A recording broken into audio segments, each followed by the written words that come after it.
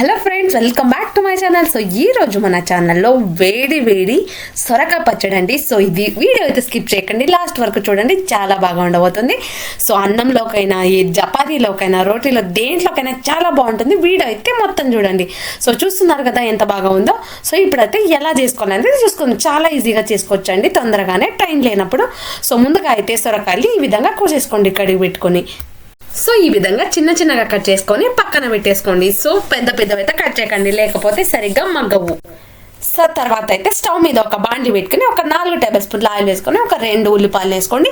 అలాగే ఒక 4 టమాటాలని కోసి వేసుకోండి. సో టమాటాలు కొంచెం పుల్లటివి తీసుకోండి, ఎందుకంటే సొరకాయ కొంచెం తీయగా ఉంటుంది. సో లాస్ట్లో అయితే చింతపండు వేస్తాం అనుకోండి. సో ఆ తర్వాత టమాటాలు వేసాక మీరు కోసి పెట్టుకున్న సొరకాయ ముక్కలు అయితే వేసేసుకొని ఒక 2 నిమిషాల పాటు ఫ్రై చేయండి.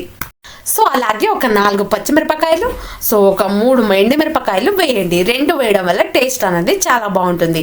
సో అలాగే ఒక చిటికెడు జీలకర్ర, అంటే ఒక 1/2 టీ స్పూన్ దాకా వేసేసుకోండి.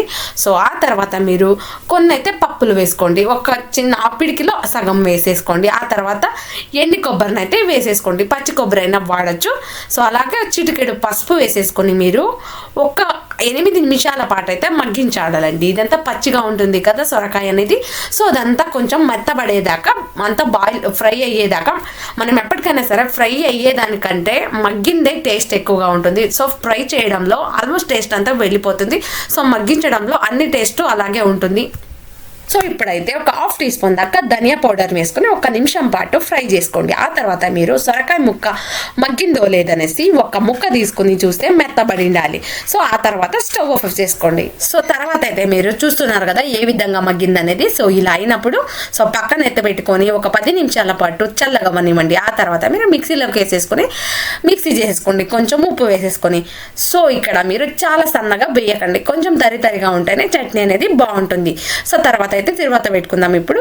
సో బాండీలోకి ఆయిల్ వేసేసుకొని ఒక 3 టేబుల్ స్పూన్ల ఆయిల్ వేసేసుకొని ఆవాలు, జీలకర్ర, అలాగే ఎండుమిరపకాయలు, కరివేపాకు వేసేసుకొని తిరువాత అయితే పెట్టేసుకుందామండి. సో మీరు నీళ్ళు కూడా యాడ్ చేసుకొని కలుపుకోవచ్చండి మీకు. సో ఇంకొకటి ఫ్రెండ్స్, నేను ఇక్కడ చింతపండు వేయడం మర్చిపోయా. సో మీరు పచ్చిమిరపకాయలు, ఎండుమిరపకాయలు వేసుకునేటప్పుడు అయితే చింతపండు వేసుకొని మగ్గించుకోండి. అలాగే మీ ఇంట్లో కూడా ఇది ఒక్కసారి ట్రై చేయండి, చాలా బాగా వస్తుంది. సో ట్రై చేసేసి నా ఛానల్లో కమెంట్ పెట్టండి ఏ విధంగా వచ్చింది అనేది. సో ఇది వేడి వేడి అన్నంలోకైనా, చపాతీలోకైనా, దేంట్లోకైనా చాలా బాగుంటుంది. అలాగే తొందరగా చేసేసుకోవచ్చు ఫ్రెండ్స్. ప్లీజ్ నా వీడియో కోసం సబ్స్క్రైబ్ చేసుకోండి, అలాగే ఒక లైక్ ఇచ్చి షేర్ చేయండి.